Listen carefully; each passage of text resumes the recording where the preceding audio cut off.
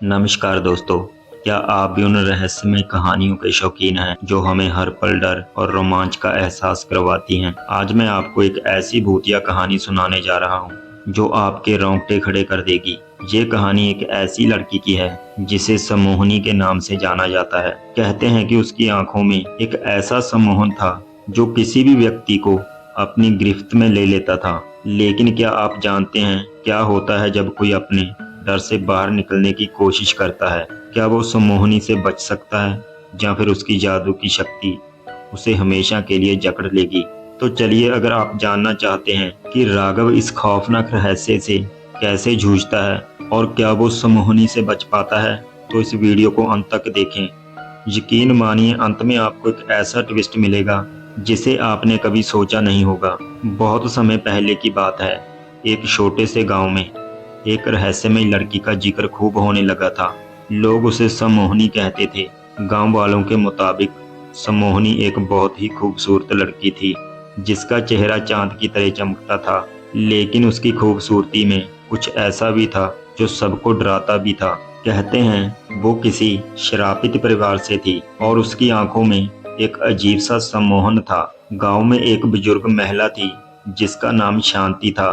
शांति दादी के अनुसार सम्मोहनी असल में कोई इंसान नहीं बल्कि एक भूतिया आत्मा थी जो किसी वंश की गलत कर्मों के कारण प्रकट हुई थी। एक दिन गांव के एक युवा लड़के राघव ने सम्मोहनी के बारे में सुना।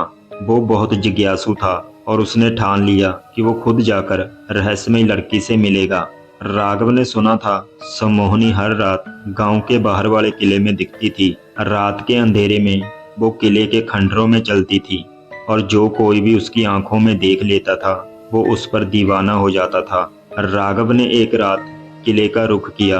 अंधेरे में जब वो किले के पास पहुंचा तो उसे दूर से किसी की सूरत नजर आई। वो सम्मोहनी ही थी। उसकी आंखों में एक खौफनाक चमक थी।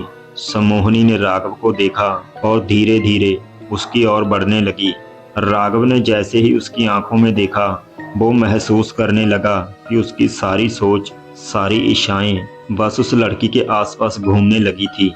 वो सम्मोहनी के पास चला गया जैसे किसी अजीब से जादू ने उसे खींच लिया हो। तुम मुझे क्यों देख रहे हो? सम्मोहनी की आवाज उसकी हड्डियों में जिकार करती हुई गूंजी।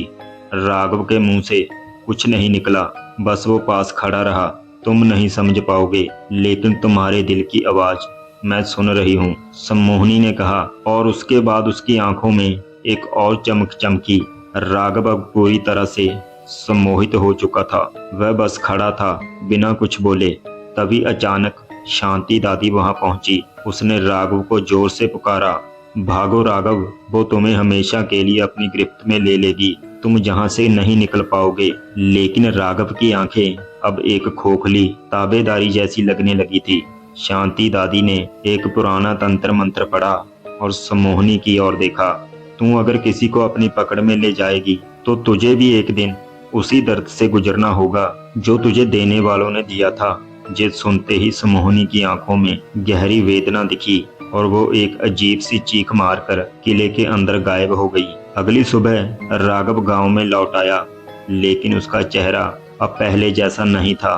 उसकी आंखों में एक अजीब खालीपन था। शांति दादी ने उसे देखकर कहा, वो कभी नहीं जाने देती। सम्मोहनी ने तुम्हें अपने जादू से जकड़ लिया था, लेकिन मैं तुम्हें बचा लाई हूँ।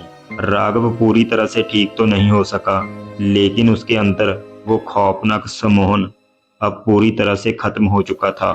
शांति दादी ने गांव वालों को सचेत किया कि सम्मोहनी के जादू से कोई भी बच नहीं सकता जब तक वो खुद नहीं चाहती। अब भी हर रात जब अंधेरा गहराता है तो कुछ लोग किले के पास जाते हैं और वहां से किसी लड़की की धीमी धीमी हंसी सुनाई देती है। लोग कहते हैं वो सम्मोहनी ही होती है जो किसी नए शिकार का इंतजार कर रही होती है।